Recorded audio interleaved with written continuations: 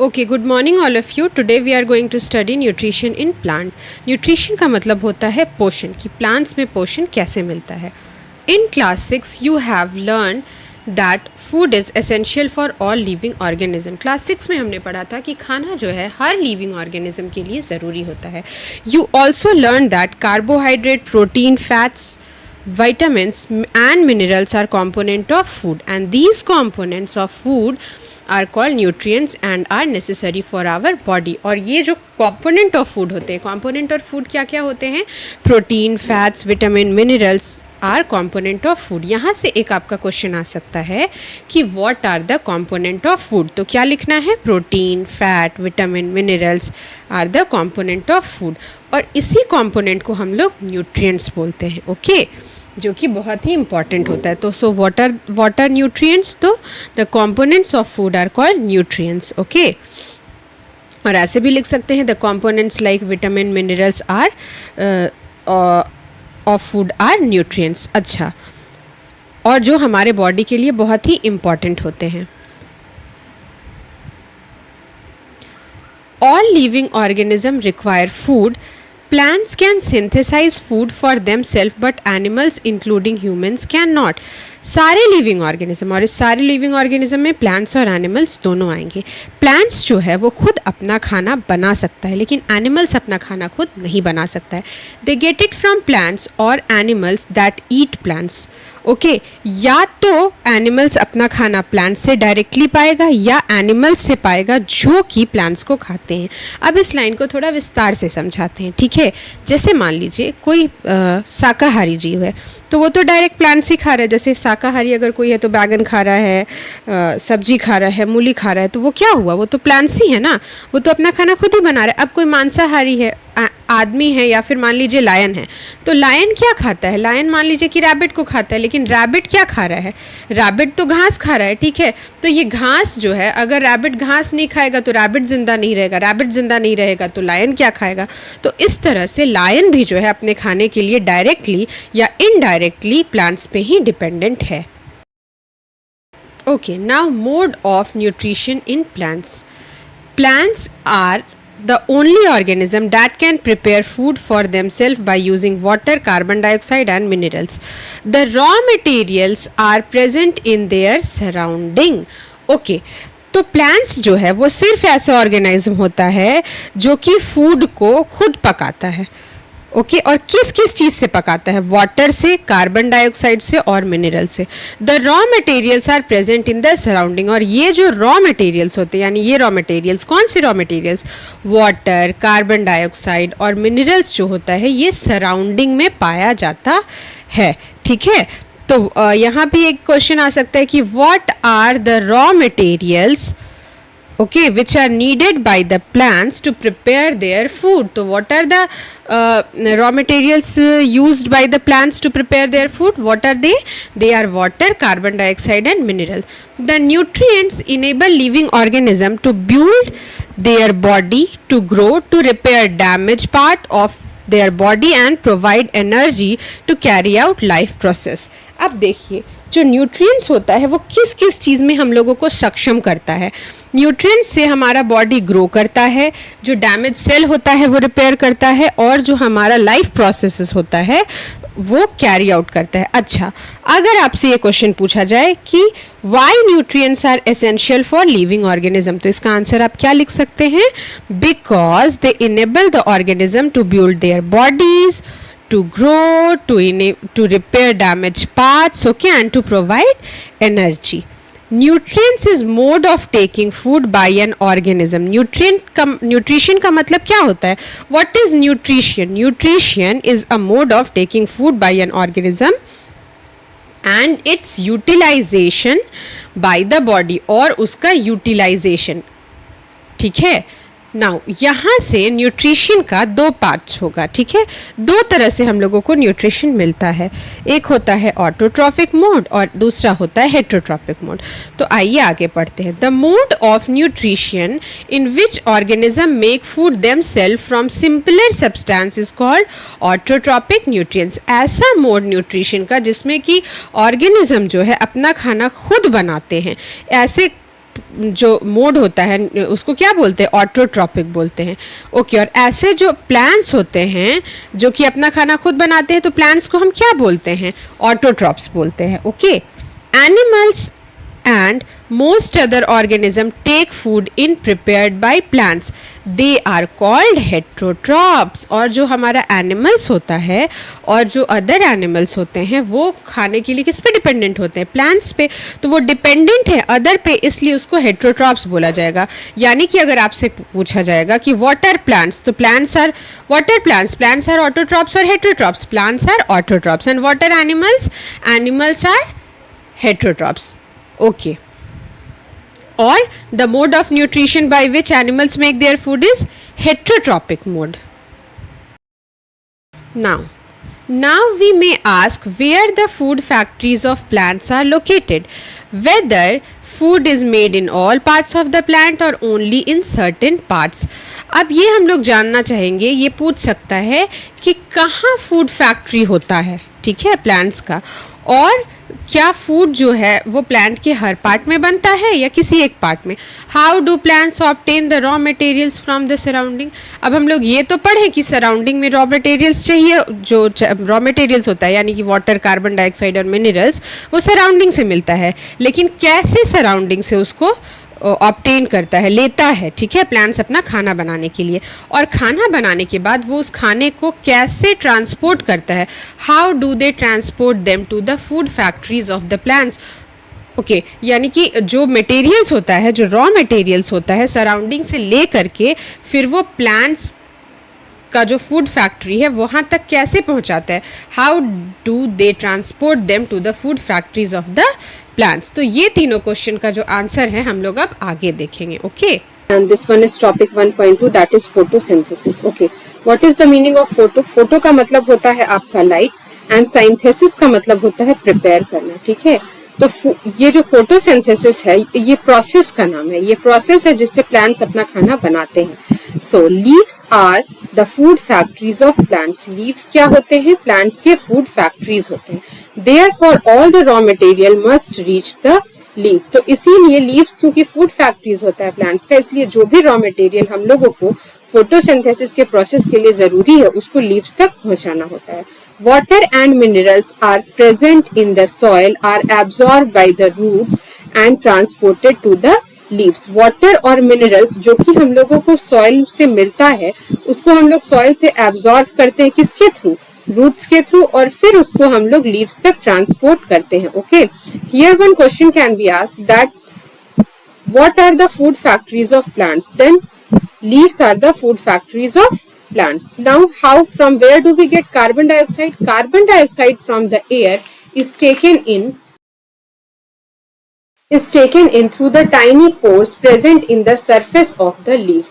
जो carbon dioxide होता है वो हमारे इन्वायरमेंट में, सराउंडिंग में प्रेजेंट होता है, और वो प्लांट्स जो है फोटोसिंथेसिस के प्रोसेस के लिए किस तरह से लेते हैं, लीव्स जो होता है ना उसमें टाइनी पोर्स प्रेजेंट होता है, ठीक है, और ये जो पोर्स होता है ये गार्ड सेल से सराउंडेड होता है।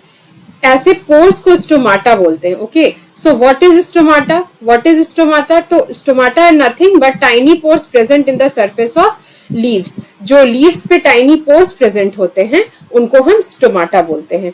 Is that clear? और स्टोमाटा के हेल्प से हम लोग क्या करते हैं, हम लोग कार्बन डाइऑक्साइड जो हमारे सराउंडिंग में होता है उसको हम लोग लेते हैं। ओके, हम लोग नहीं, प्लांट्स लेते हैं।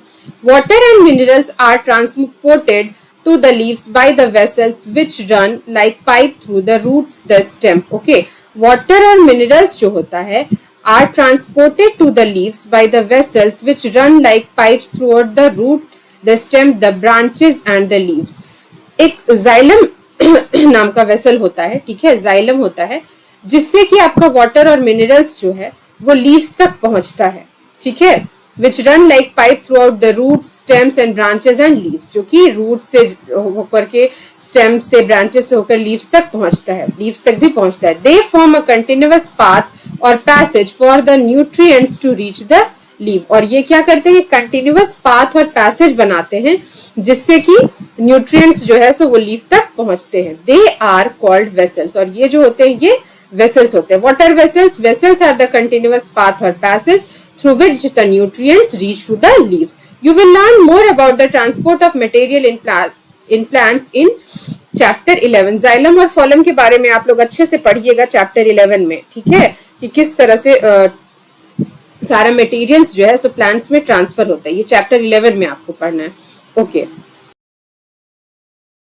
The leaves have a green pigment called chlorophyll.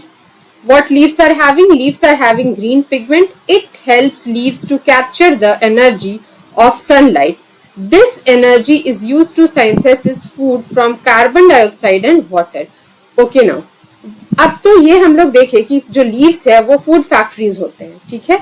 तो लीव्स खाना कैसे बनाते हैं? With the help of green pigment that is called chlorophyll. Okay. अब ये क्लोरोफिल क्या करता है? ये जो क्लोरोफिल है ये सनलाइट को कैप्चर करता है, ठीक है. It helps leaves to capture the energy of sunlight. This energy is used to synthesize food from carbon dioxide and water. तो ये जो क्लोरोफिल होता है ये सनलाइट का एनर्जी को क्या करता है? कैप्चर करता है. और इसी एनर्जी से हम लोग जो हमारा लीव्स होता है वो कार्बन डाइऑक्साइड और वाटर के हेल्प से फूड को साइंथेसिस करता है, यानी कि बनाता है. Since the synthesis of food occurs in the presence of sunlight, so it is called photosynthesis. और जो सिंथेसिस ऑफ फूड होता है वो सनलाइट के प्रेजेंस में होता है. जो फूड प्रिपेयर करता है लीव्स वो सनलाइट के प्रेजेंस में प्रिपेयर करता है. इसलिए इस होल प्रोसेस को हम लोग क्या कहते हैं? Photosynthesis. Earlier I have also told you कि फोटो का मतलब लाइट होता है एंड सिंथेसिस का मतलब होता है कंबाइन करना, प्रिपेयर करना. ओके. यहाँ से आपका एक बहुत ही इंपॉर्टेंट क्वेश्चन पूछा जा सकता है कि what are chlorophylls. So chlorophylls are the green pigments present in the leaves. Okay. How do chlorophyll help in making food? So hence the chlorophyll capture the energy of the sunlight and this energy is used to synthesize food from carbon dioxide and water. Thus the chlorophyll helps in making food in plants. Okay. So we find that chlorophyll, sunlight, carbon dioxide and water are necessary to carry out the process of photosynthesis.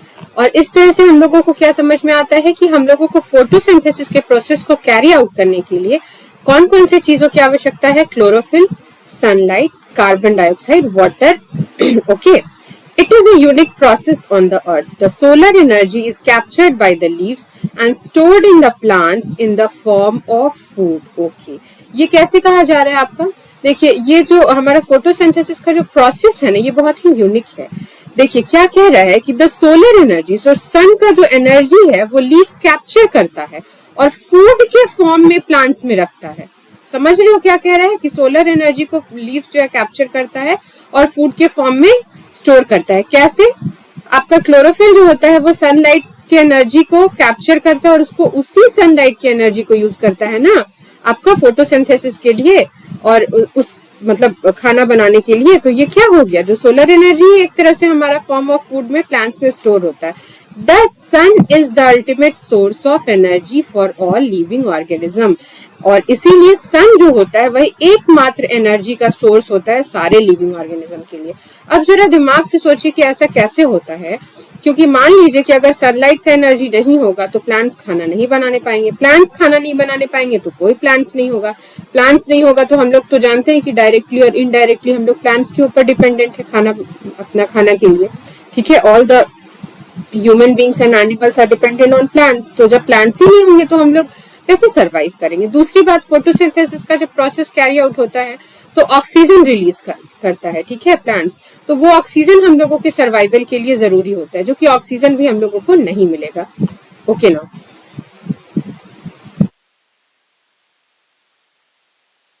Can you imagine life on earth in the absence of photosynthesis? क्या आप अर्थ पे किसी भी तरह का life को imagine कर सकते हैं अगर फोटोसिंथेसिस नहीं हो तो? In the absence of photosynthesis, there would not be any food. The survival of almost all the living organisms directly or indirectly depends upon the food made by the plants. जब हमारा photosynthesis नहीं होगा तो plants ही नहीं रहेंगे. तो survival of सारा जो हमारा लिविंग ऑर्गेनिज्म का सर्वाइवल है हम लोग जानते हैं कि डायरेक्टली और इनडायरेक्टली किस पे डिपेंड करता है? प्लांट्स पे. Besides that, oxygen is essential for the survival of all living organisms. और इसके अलावा हमारे जो सारे लिविंग ऑर्गेनिज्म है उनका सर्वाइवल के लिए ऑक्सीजन भी जरूरी है, जो कि कब प्रोड्यूस होता है? फोटोसिंथेसिस के प्रोसेस के दौरान. In the absence of photosynthesis, life would be impossible on the earth. So, photosynthesis के absence में जो हमारा life है वो impossible होगा. एक क्वेश्चन यहाँ से पूछ सकता है, how can you say that there will be no life on the earth in the absence of photosynthesis? तो उसका आंसर क्या होगा? पॉइंट वाइज लिखेंगे हम लोग.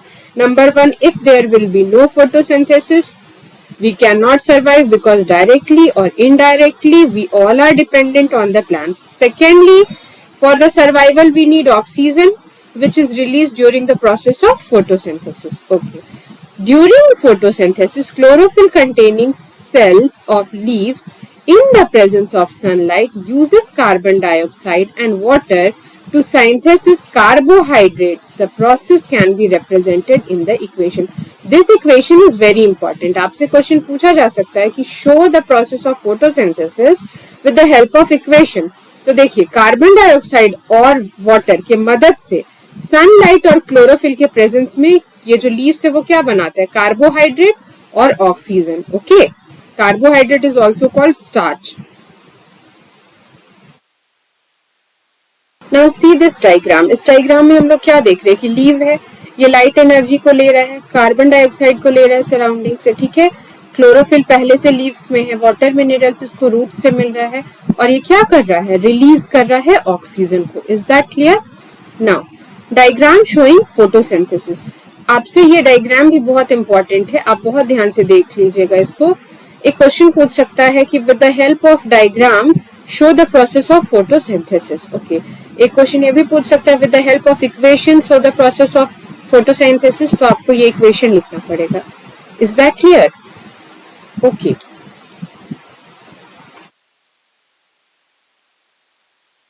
During the process, oxygen is released. The presence of starch in the leaves indicates the occurrence of photosynthesis. जो photosynthesis होता है, इस प्रोसेस के दौरान ऑक्सीजन रिलीज होता है. ठीक है, देखिए कितनी अच्छे से प्रकृति अपने आप को बैलेंस करती है. हम लोग जो होते हैं वो क्या करते हैं? ऑक्सीजन लेते हैं, CO2 देते हैं, और प्लांट्स क्या करते हैं? CO2 को लेते हैं और ऑक्सीजन को देते हैं. इस तरह से हमारी जो प्रकृति है वो बैलेंस्ड हो रही है. The presence of starch in the leaves indicates the occurrence of photosynthesis. मैंने आपको बताया था कि कार्बोहाइड्रेट जो होता है ना, वो बनता है जब फोटोसिंथेसिस का प्रोसेस होता है. और स्टार्च क्या है? स्टार्च भी एक कार्बोहाइड्रेट है. तो अगर हमारे लीव्स में स्टार्च है तो ये पता चल जाएगा कि हाँ फोटोसिंथेसिस हुआ है. ठीक है, okay. Now we will move further. Now we'll read activity 1.1. Let's see what it is given in activity 1.1. Take 2 potted plants of same kind.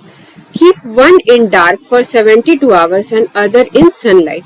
2 potted plants लीजिए. potted plants मतलब कि 2 plants लीजिए जो कि आपका जो है सो गमले में लगाया हुआ है. ठीक है, एक को क्या कीजिए? डार्क में रख दीजिए 72 आवर्स के लिए, और एक प्लांट को क्या कीजिए कि सनलाइट में रख दीजिए.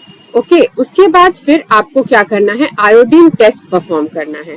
Perform iodine test with the leaves of both the plants as you did in class 6. Iodine test में हम लोग क्या करते थे? पत्तों के ऊपर आयोडीन सॉल्यूशन डालते थे.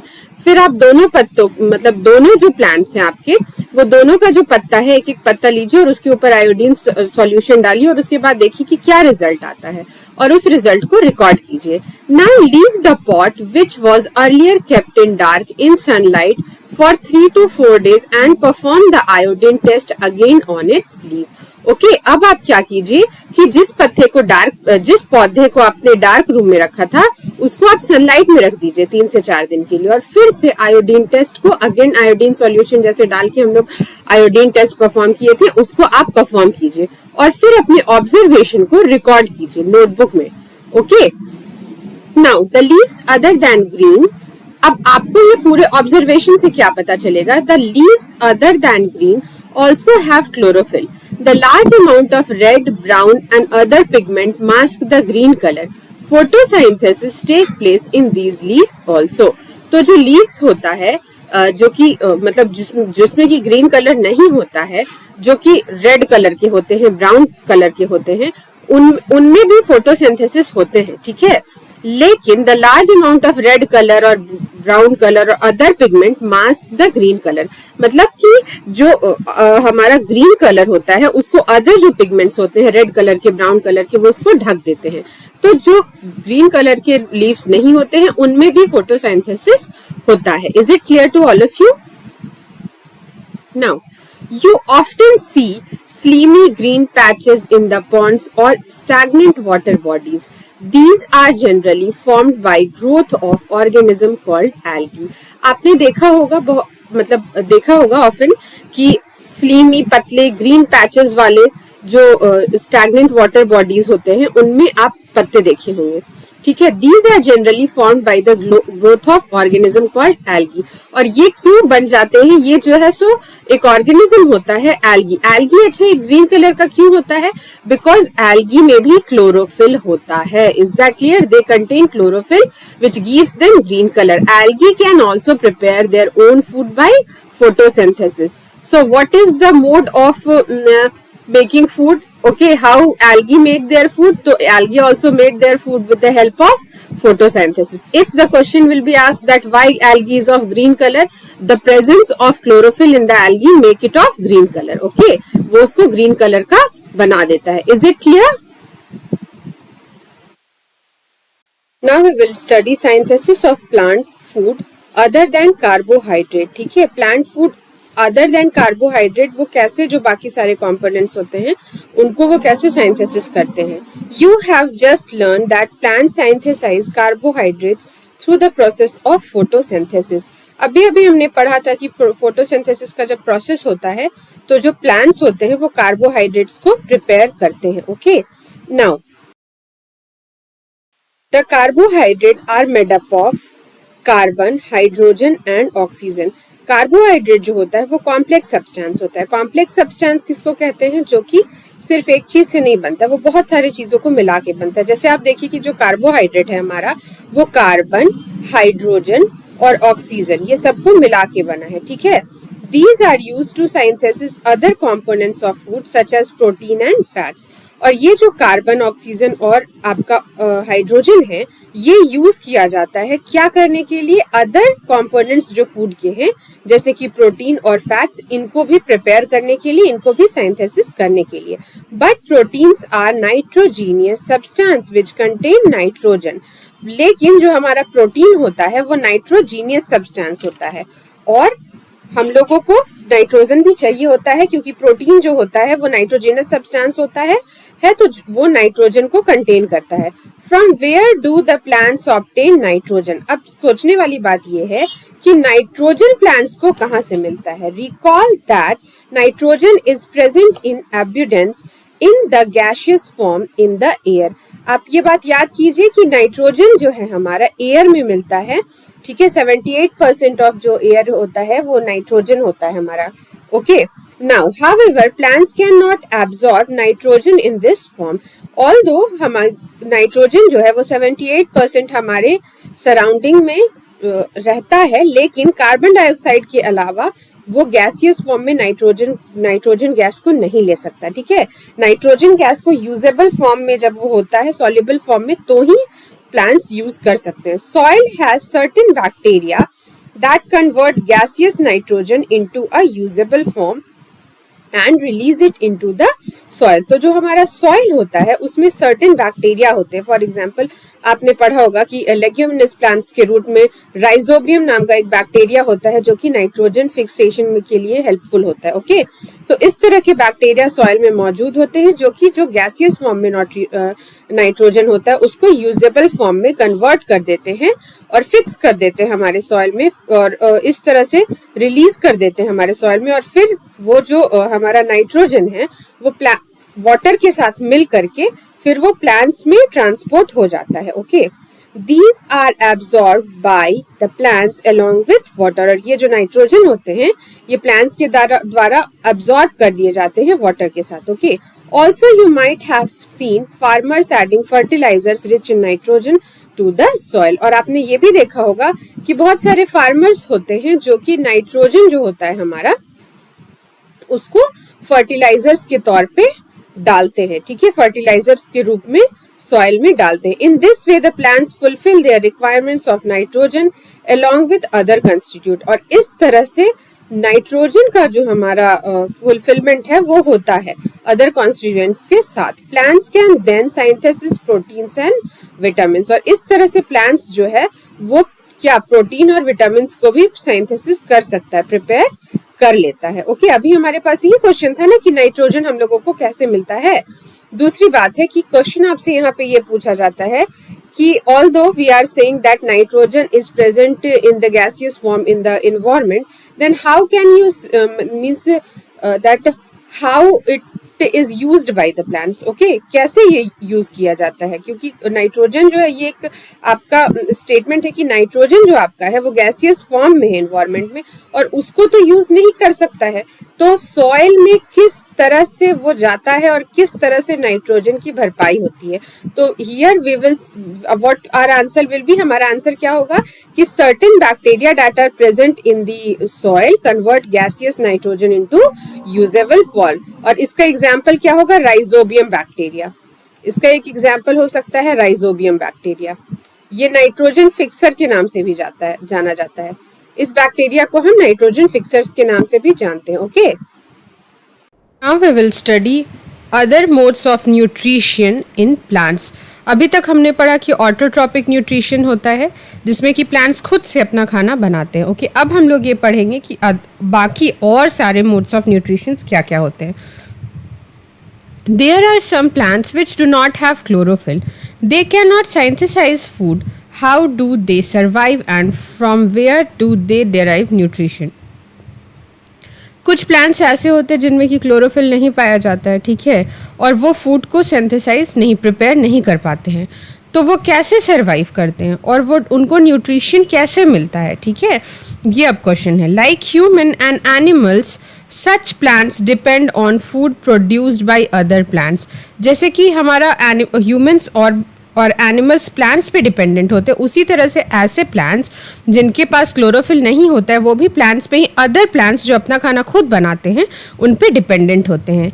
दे use the heterotrophic mode of nutrition. हमने बताया था ना कि हेट्रो मतलब अदर, तो हेट्रोट्रॉपिक जो दूसरे पे निर्भर हो अपने खाने के लिए, अपने न्यूट्रिशन के लिए, तो इस तरह के मोड ऑफ न्यूट्रिशन को हम हेट्रोट्रॉपिक मोड ऑफ न्यूट्रिशन बोलते हैं.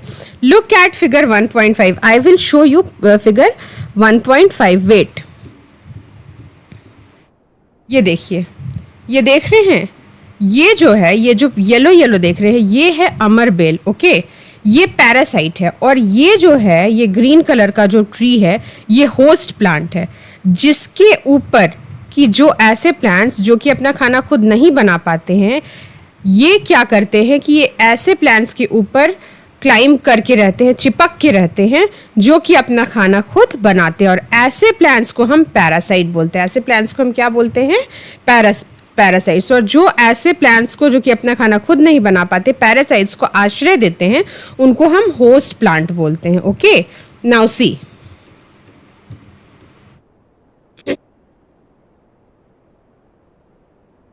okay, you see a yellow wiry branched structure twining around the stem and branches of the tree. This plant is called Cascata, अमर बेल. ठीक है, तो आप देखिए उस पिक्चर में कि एक येलो वायरी ब्रांच टाइप का स्ट्रक्चर है जो कि स्टेम और ब्रांचेस में ट्वाइन किया, मतलब ट्वाइनिंग मतलब कि ऐसे ऐसे लिपटा हुआ है. ठीक है, दिस प्लांट इज कॉल्ड कैस्केटा और अमरबेल. ये जो येलो था ना ट्री के ऊपर, उसको अमरबेल या कैस्केटा बोलते हैं. It does not have chlorophyll. उनके पास क्लोरोफिल नहीं होता है. It takes readymade food from the plant on which it is climbing. और ये जो अमरबेल होता है, ये रेडीमेड फूड बनाता है, मतलब जो बनाता है ट्री, उसके ऊपर क्लाइंब कर जाता है. The plant on which it climbs is called host. Okay, मैंने अभी अभी बताया कि जो पैरासाइट्स को आश्रय देते हैं. Okay, such type of plant which provide readymade food to the other plants who do not make their food or who are deprived of chlorophyll, such plants are called host plant. Okay, if the question will be asked host plant क्या होते हैं, तो उसका answer यही होगा कि ऐसे plants जो कि पैरासाइट्स को आश्रय देते हैं. ओके, जो पैरासाइट्स को रेडीमेड फूड प्रोवाइड करते हैं, such type of plants are called host plant. Okay, it takes ready-made food from the plant on which it is climbing. The plant on which it is climbing is called host, since it deprive the host of valuable nutrients. अब क्या है कि parasites जो है वो host के ऊपर dependent है, तो जो host plant है उसमें क्या हो जाएगा, nutrients की कमी हो जाएगी. Got it?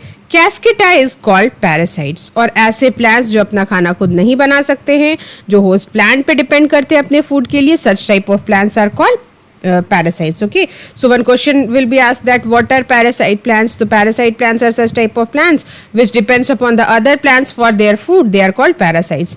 Are we and other animals also a kind of parasites? क्या हम लोग या जो बाकी सारे animals हैं वो parasites ही होते हैं? You should think about it and discuss with your teacher. हम लोगों को इसके बारे में सोचना चाहिए और अपने टीचर से डिस्कस करना चाहिए. ओके, अब नाउ हम लोग आगे पढ़ेंगे. That have you seen or heard of plants that can eat animals? There are few plants which can trap insects and digest them. Is it not amazing? Such plants may be green or of some other color. क्या आप ऐसे plants के बारे में सुने हैं जो कि एनिमल्स को खाता है? आपको मूवी याद है लाइफ ऑफ पाई, जो लास्ट में एक आइलैंड पे पहुंचता है, वो शेर, वो बाघ जो रहता है और वो लड़का, तो जो रात में है वो सारा जो प्लांट्स होता है वो ह्यूमंस को और इंसेक्ट्स को खाता है. ओके, तो इस तरह के भी प्लांट्स होते हैं जो कि इंसेक्ट्स को ट्रैप करते हैं और उनको खाते हैं. Okay, look at the plant figure 1.6. एक फिगर दिया हुआ है एक प्लांट का फिगर 1.6 में, आप इस फिगर को देख लीजिए. Okay, now the pitcher like or jug like structure is modified part of leaf. The apex of the leaf forms a lid which can open and close the mouth of the pitcher. Okay, यहाँ पे आप देखिएगा कि ये जो pitcher like है, ये जो जग टाइप का स्ट्रक्चर है ना, pitcher का मतलब क्या होता है पता है? ऐसा लिक्विड कंटेन करने का थैला को हम लोग pitcher बोलते हैं. ठीक है, और इस pitcher में ये जो होता है एक लिक्विड कंटेन करता है ये. ओके, जिसको कि इसका ये डाइजेस्टिव वो जो लिक्विड होता है ना, वो इसी प्लांट्स का डाइजेस्टिव जूस होता है. एपेक्स का मतलब होता है एकदम टॉप पे. तो देखिए टॉप पे क्या है, ये लिड है. ओके, जो कि बंद भी हो सकता है और खुल भी सकता है. ये माउथ पे होता है, ये जो लिड होता है ये पीचर के माउथ पे होता है. Okay, now inside the pitcher there are some tiny hairs. Pitcher के अंदर क्या होता है? Inside the pitcher there are some, I will show you, tiny hairs. okay, which are directed downwards. ये जो हमारा पीचर होता है इसमें tiny hairs होता है जो कि directed downwards होता है. When an insect land in the pitcher, the lid closes and the trapped insects get entangled into the hair. entangled का मतलब क्या होता है? उलझना. ओके, जब किसी चीज से कोई उलझ जाता है ना तो उसको बोलते हैं इंटैंगल. ठीक है, तो ऐसे क्या होता है कि पीचर में इंसेक्ट गया और हेयर से क्या हो गया? उलझ गया, ट्रैप्ड हो गया. Okay, the lid closes and the insect is trapped. जो लिड है, जैसे ही इंसेक्ट अंदर आता है तो ये जो ऊपर का लिड होता है वो नीचे ऐसे होके बंद हो जाता है.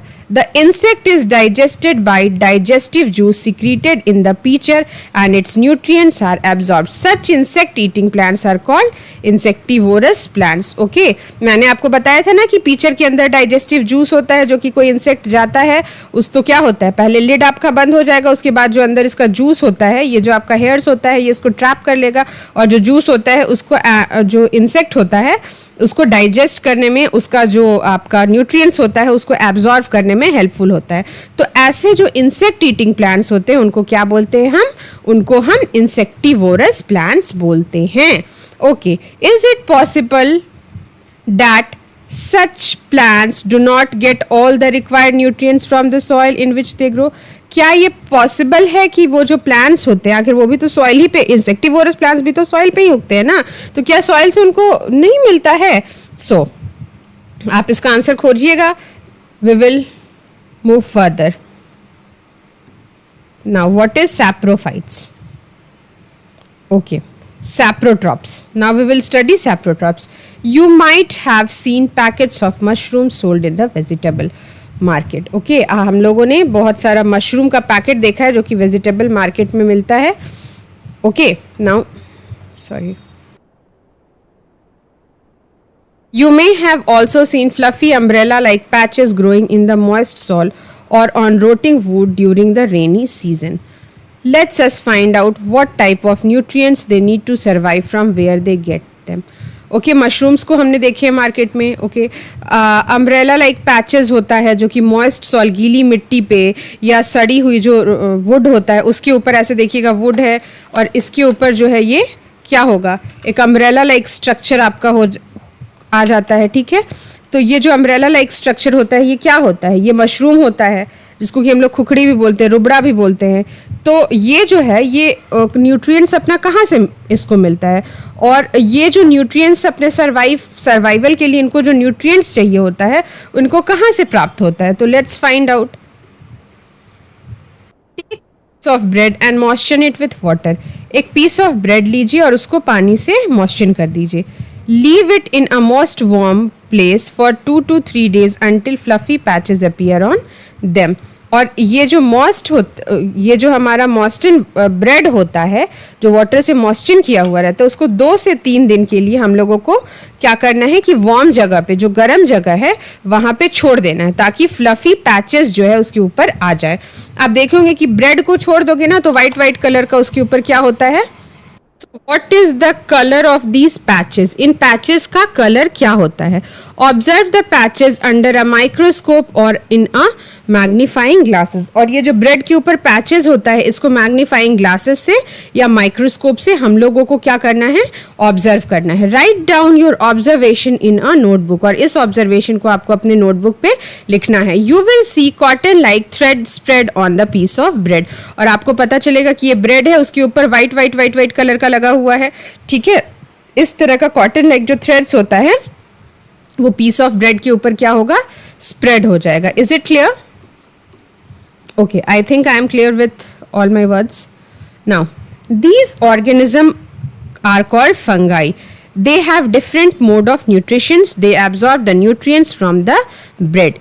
ये जो ऑर्गेनिज्म होता है जो ब्रेड के ऊपर white white thread like structure होता है इसको हम फंगाई बोलते हैं. ओके, तो फंगाई का मोड ऑफ न्यूट्रिशन कैसे ये अपना न्यूट्रिएंट्स का रिक्वायरमेंट को फुलफिल करता है, ये ब्रेड से जिसके ऊपर लगता है, जिसके ऊपर ये उगता है उससे अपना उसका न्यूट्रिशन को खींच लेता है. This mode of nutrients in which the organism take in nutrients from dead and decaying matter is called saprotrophic nutrients. Okay, this one here we are also having one beautiful question ki what is saprotropic nutrition? The mode of nutrition in which organism take in nutrients from dead and decaying matter is called saprotropic nutrition.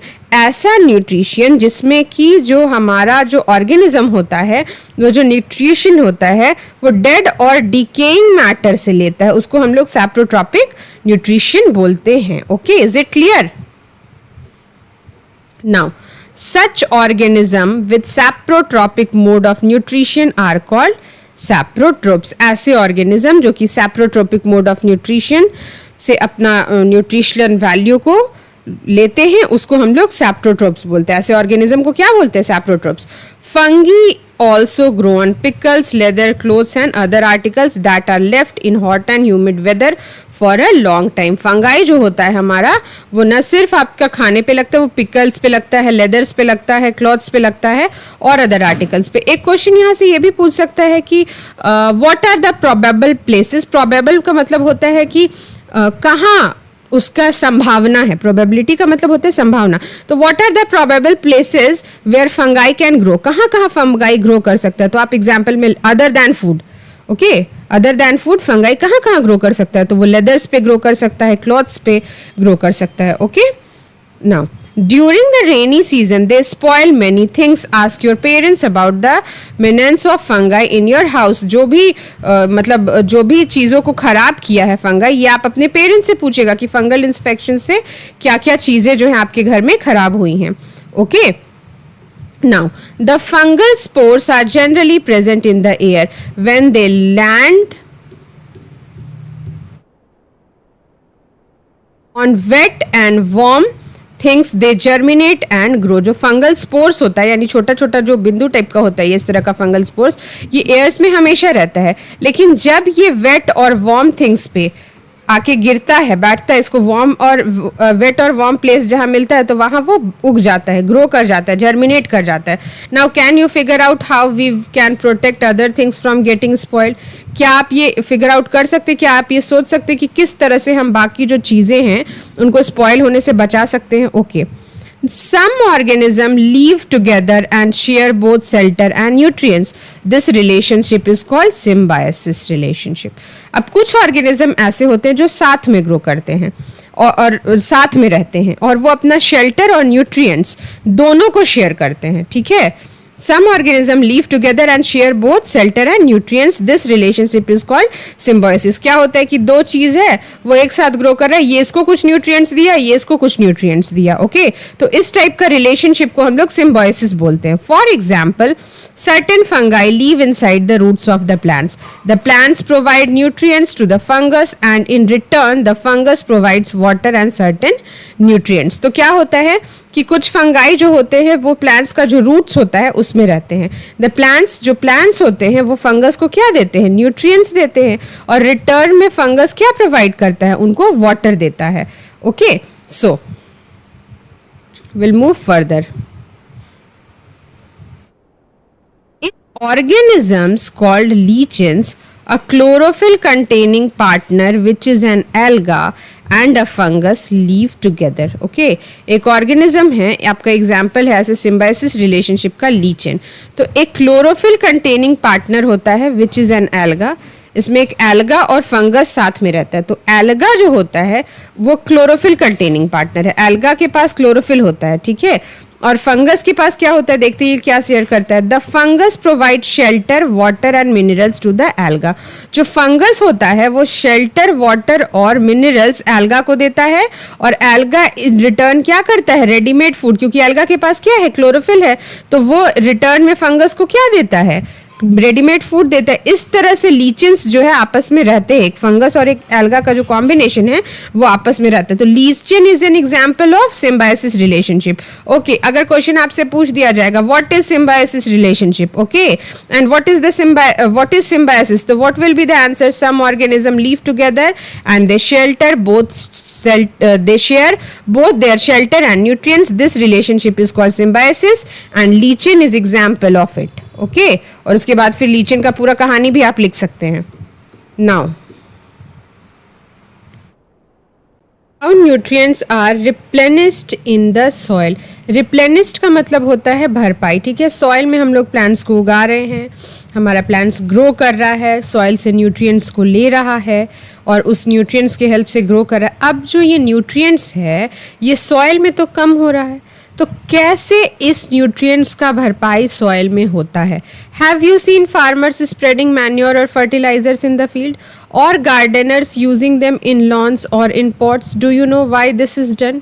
आप लोगों ने देखा होगा कि जो farmers होते हैं वो मैन्योर्स और फर्टिलाइजर्स को फील्ड में स्प्रेड करते हैं. मैन्योर्स ऑर्गेनिक सब्सटेंस होता है और फर्टिलाइजर्स जो होता है वो मैन मेड होता है. Okay. Okay. Now you learn that plants absorb minerals and nutrients from the soil. आप लोग ये तो पढ़ लिए कि प्लांट्स जो होता है वो मिनरल्स और न्यूट्रिएंट्स को सॉइल से लेता है. So their amount in the soil keep on declining. अब क्योंकि लगातार हम प्लांट्स उगा रहे हैं, प्लांट्स है सॉइल में और वो बार बार मिनरल्स और न्यूट्रिएंट्स को सॉइल से ले रहा है, तो ये जो सॉइल है, सॉइल इसमें तो ये मिनरल्स और न्यूट्रिएंट्स का जो अमाउंट है वो कम हो जाएगा. Now fertilisers and manures contain nutrients such as nitrogen, potassium, phosphorus, etc. These nutrients need to be added from time to time to enrich the soil. अब जो हमारा फर्टिलाइजर्स और मैन्योर्स जो है, जो न्यूट्रिएंट्स कंटेन करता है जैसे कि नाइट्रोजन, पोटेशियम, फॉस्फोरस, ये फर्टिलाइजर्स और मैन्योर्स में पाया जाता है.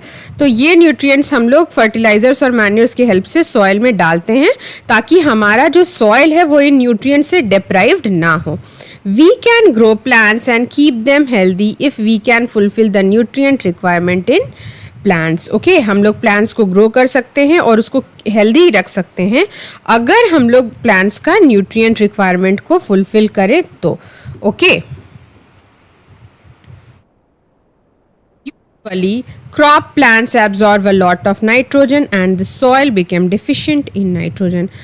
यूजुअली क्या होता है कि जो हमारा प्लांट्स होता है वो नाइट्रोजन बहुत ज़्यादा एब्जॉर्व करता है, और जो हमारा सॉइल होता है उसमें नाइट्रोजन का डेफिशिएंसी होता है.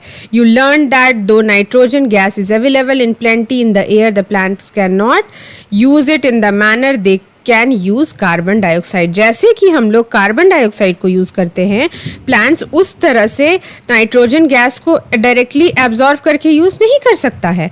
They need nitrogen in a soluble form. जो हमारा ये जो होता है हमारा प्लांट्स, इसको जो हमारा जो नाइट्रोजन होता है उसको एब्जॉर्व करने के लिए, उसको अपने अंदर लेने के लिए उसको सॉल्युबल फॉर्म में नाइट्रोजन चाहिए.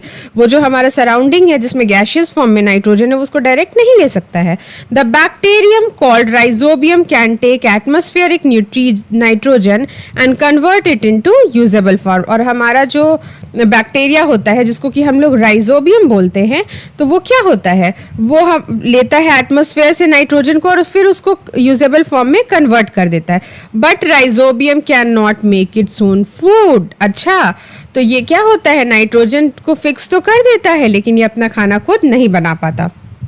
So it often lives in the roots of gram, peas, moong, beans and other legumes and provides them with nitrogen. In return, the plant provide food and shelter to the bacteria. Here also we are finding one symbiotic relationship. देखो यहाँ पे भी एक symbiotic relationship है, क्योंकि rhizobium अपना खाना खुद नहीं बनाने पाता है, तो ये क्या करता है, ये रूट्स में रहता है. जैसे ग्राम, पीज, मूंग और बीन्स जो होता है, जो अदर लेग्यूमेंट्स होता है, ओके, इनको ये क्या करता है, नाइट्रोजन प्रोवाइड करता है. और ये जो होते हैं लेग्यूमिनस प्लांट्स, ये इसको फूड शेल्टर प्रोवाइड करते हैं और फूड प्रोवाइड करते हैं. तो एक तरह से ये क्या हुआ, एक सिम्बायोटिक रिलेशनशिप हुआ. Okay, now association is of great significance for the farmer. और ये जो एसोसिएशन होता है ये फार्मर्स के लिए बहुत ही अच्छा होता है. They can reduce the use of nitrogenous fertilizers where leguminous plants are grown. Most of the pulses are obtained from leguminous plants. और most of जो दाल होता है ना वो leguminous plants से हम लोगों को मिलता है. तो इस तरह से आप देखिएगा एक प्रोसेस होता है हमारा क्रॉप रोटेशन, उससे भी सॉइल का फर्टिलिटी को मेंटेन किया जाता है. क्या किए हम लोग, पहले राइस को उगाएं, तो राइस जो है नाइट्रोजन वगैरह जो कुछ भी लेना था ले लिए. उसके बाद हम दाल को उगाएंगे तो क्या होगा, दाल के रूट्स में क्या है, राइजोबियम बैक्टीरिया है. ठीक है, ये राइजोबियम बैक्टीरिया क्या कर देगा, सॉइल को फिर से नाइट्रोजन रिच कर देगा. तो जो भी हमारा डेफिशिएंसी हुआ था न्यूट्रिशंस का, जो नाइट्रोजन का डेफिशिएंसी हुआ था, अगेन इसमें इसको मिल गया. तो इसलिए लेग्यूमिनस प्लांट्स को हम लोग क्रॉप रोटेशन के लिए यूज़ करते हैं. ओके, ये क्वेश्चन भी पूछा जाता है, but you are not concerned for this in this question for in this chapter. Okay, now in this chapter you learned that most of the plants are autotrophs. Only a few plants are parasitic and saprotrophic. They deprive nutrition from other organism. All animals are characterized as heterotrophs since they depend on the plants and other animals for food. Can we say that the insectivorous plants are partial heterotrophs? Okay. देखिए, इस chapter पे हमने पढ़ा कि जो plants होते हैं हमारे ऑटोट्रॉप्स होते हैं. कुछ प्लांट्स जो होते हैं वो पैरासाइट्स होते हैं और कुछ सैप्रोट्रॉपिक होते हैं. वो न्यूट्रिशंस डिराइव करते हैं अदर ऑर्गेनिज्म से. ओके, सारा जो हमारा एनिमल्स होता है उसको हेटेरोट्रॉप्स बोलते हैं. वो प्लांट्स पे डिपेंड करते हैं और एनिमल्स पे डिपेंड करते हैं अपने फूड के लिए. और जो इंसेक्टिवोरस प्लांट्स होते हैं उसको हम लोग पार्शियल हेटेरोट्रॉप्स बोल सकते हैं, क्योंकि इंसेक्ट्स से वो खाना तो लेते हैं लेकिन इंसेक्ट को पकड़ते तो खुद है, इसलिए. ओके, सो आपको बहुत सारे इसमें क्वेश्चंस मिला. क्वेश्चंस को पढ़िएगा, अच्छी तरह से रहिएगा and stay connected. Thank you, have a nice day and that's all for today.